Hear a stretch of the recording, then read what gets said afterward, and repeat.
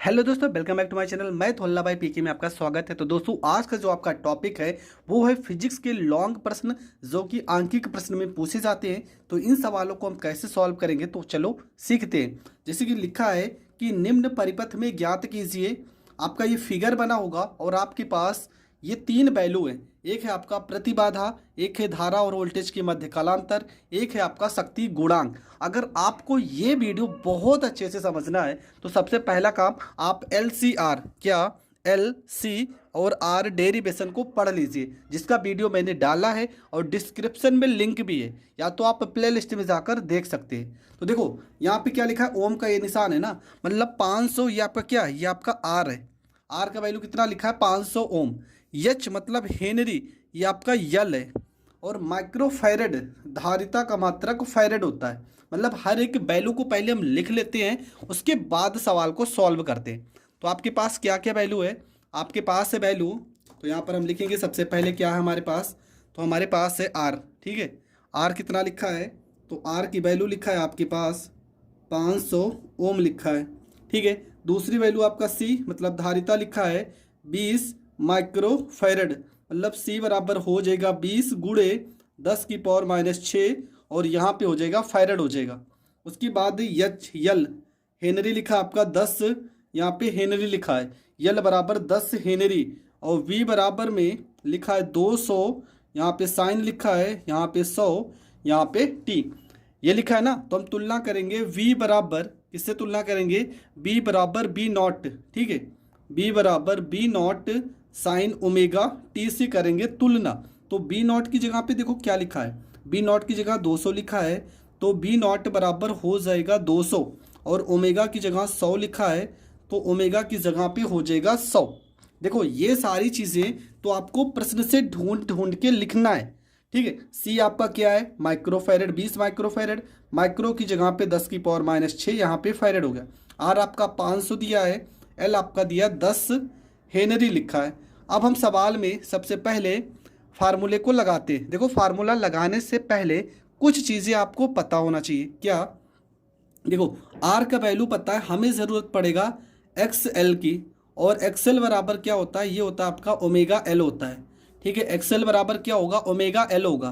तो ओमेगा का वैल्यू कितना है 100, और एल का वैल्यू कितना है, तो एल का वैल्यू है 10। तो यहाँ पर लिखेंगे 10, गुणा करोगे तो हो जाएगा 1000 हो जाएगा, ठीक है। क्या हो जाएगा 1000।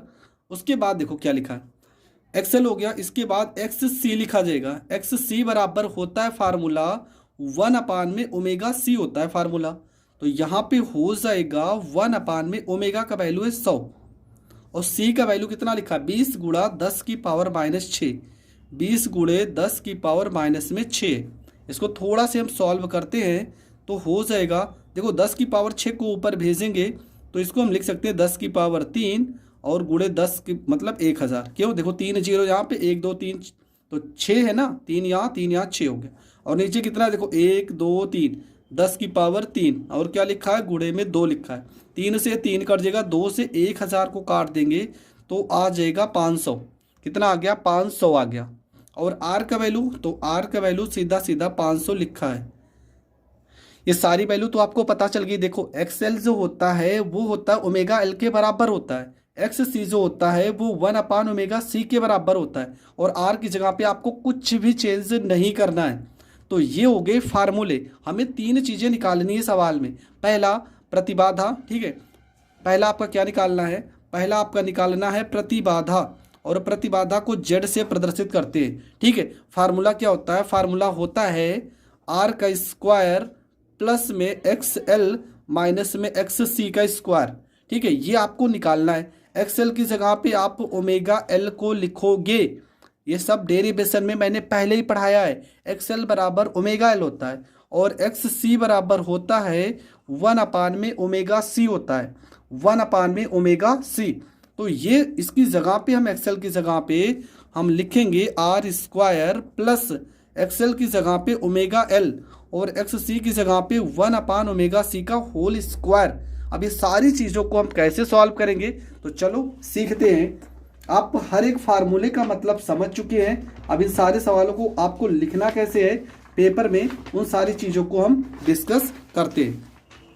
तो चलो सबसे पहले हम क्या निकालते हैं, तो सबसे पहले हम निकालेंगे प्रतिबाधा।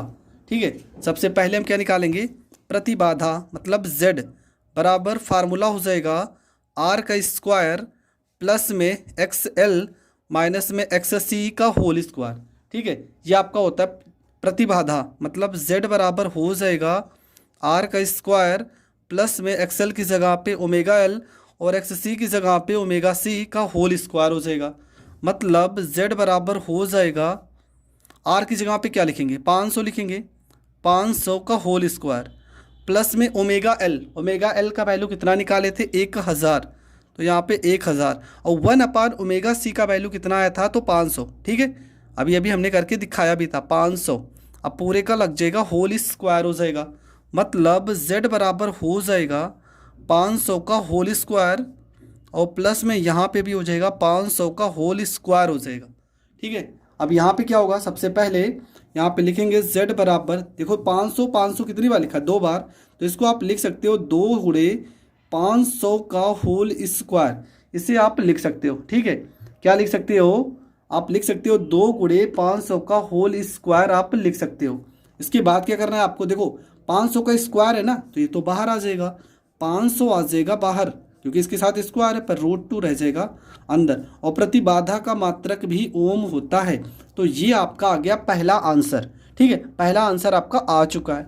दूसरे सवाल में आपको क्या करना है, आपको लिखना है, दूसरा सवाल है धारा, दूसरा आपका था शक्ति गुणांक था। ठीक है, 3 चीज़ें निकालना है, तो जिसको भी आप पहले निकालना चाहो निकाल लो। शक्ति गुणांक का फार्मूला क्या होता है, शक्ति गुणांक का फार्मूला होता है cos फाई बराबर R बटे में Z, ये होता है शक्ति गुणांक का फार्मूला।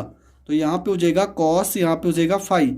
R का वैल्यू कितना दिया था प्रश्न में, तो 500 दिया है, और Z का वैल्यू कितना आ गया 500√2, ये Z का वैल्यू होता है। 500 से 500 कट जाएगा और आपका जो उत्तर आ जाएगा 1/√2, और ये आपका हो जाएगा करेक्ट आंसर। ठीक है, यहाँ पे आप कॉस का वैल्यू आप मत फाइंड करना कि 1/√2 45, बस यहीं पे आपको रोक देना है और ये आपका सही हो जाएगा। प्रश्न नंबर 3 में क्या लिखा है, लिखा है धारा और वोल्टेज, धारा और वोल्टेज के मध्य कालांतर, ये आपका लिखा है अगला प्रश्न। तो इसका फार्मूला क्या होता है, फार्मूला होता है tan फाई बराबर XL माइनस में XC बटे में R, ये होता है फार्मूला। तो यहाँ पे हो जाएगा tan फाई बराबर XL की जगह पे ओमेगा L और XC की जगह पे 1/ओमेगा C बटे में हो जाएगा R, ये होता है फार्मूला। तो यहाँ पे लिख देंगे tan फाई, ओमेगा L का वैल्यू कितना निकाले थे, तो ओमेगा L का जो वैल्यू आया था वो आया था 1000, और 1/ओमेगा C का जो वैल्यू आया था वो आया था 500, और R का वैल्यू कितना होता है 500, ये तो दिया ही प्रश्न में। तो यहाँ पे लिखेंगे tan फाई बराबर 1000 में से 500 घटाएंगे तो 500 और बटे में हो जाएगा 500, 500 से 500 को काट देंगे तो यहाँ पर हो जाएगा आपका tan फाई बराबर 1, मतलब tan फाई बराबर 1 कितने अंश का मान है, तो ये मान है tan 45 अंश का, मतलब फाई बराबर कितना हो जाएगा, तो ये आपका हो जाएगा 45 अंश, और ये आपका हो जाएगा करेक्ट आंसर। तो दोस्तों ये प्रश्न भी आपको बहुत अच्छे से समझ में आ गया होगा। अगर समझ में आ गया है तो ऐसे ही बहुत सारे प्रश्न हैं जिसको आपको देखना है, तो प्लीज़ चैनल को ज़्यादा से ज़्यादा लोगों तक ज़रूर शेयर करें, और चैनल पर नए हैं तो चैनल को सब्सक्राइब करें। जय हिंद, जय भारत।